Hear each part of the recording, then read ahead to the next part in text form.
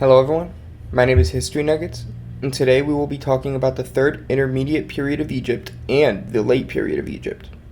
After the death of Pharaoh Ramesses XI in 1077 BC, the New Kingdom would be over, and it would begin the Third Intermediate Period of Egypt with the 21st Dynasty.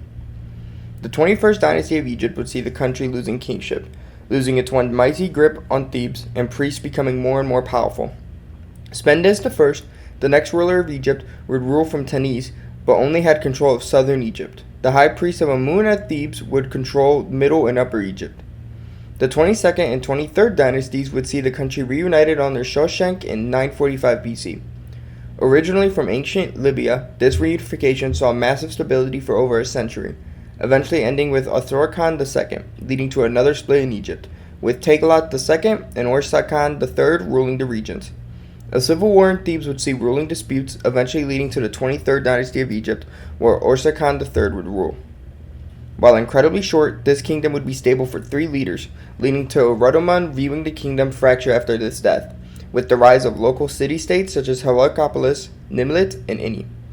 The 24th dynasty of Egypt would see the Nubian kingdom of the south take advantage of the small city-states, with Kashta, the ruler of the Numidia, expanding into Thebes, and in 732, Paya, his successor, defeating the combined coalition of several Egyptian leaders. The establishment of the 25th dynasty would be seen here, seeing the reunification of the Nile Valley under Taharqa, as well as restored temples for the region. More pyramids would be built, and the Naphtali dynasty ended with the kingdom of Kush, seeing the international prestige of Egypt collapsing, eventually seeing Assyria invading Egypt over the years 670 BC and 663 BC, taking over and ending Egyptian independence. The late period of Egypt would begin here with the Site dynasty and the 26th dynasty of Egypt, ruling from the city of Scythe. The 26th dynasty would see the reunification of Egypt under Ptolemy II after the sack of Thebes by Assyrians in 663 BC. Canals would be built and the conquest of Ashdod would occur, seeing Egyptian control for many decades. Ramesses II would see interest in Greek lands, eventually seeing them taking over Cyprus and expeditions in the south, taking over many upper Nubian regions, as well as the creation of the Brooklyn Papyrus, a medical papyrus with many remedies. The 27th dynasty would begin with the first Achaemenid period, with the Battle of Pelusium, where Egypt would be conquered by the Achaemenid Empire under Cambyses, and Egypt would be a puppet.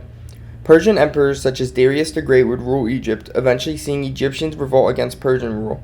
After a failed revolt by Aneros II in 454, Athenians would help another revolt, seeing the 28th dynasty begin, where Ametrius successfully took away Persian rule. The 29th dynasty would see King Hakur defeat another Persian invasion. The 30th dynasty would see 3 pharaohs rule, with Niqtamado I defeating the Persians in 273 BC. Teos leading an expedition into the Achaemenid Empire, which would be good at first, only for his brother Tashemetru's plot against him, and take the rule of the dynasty.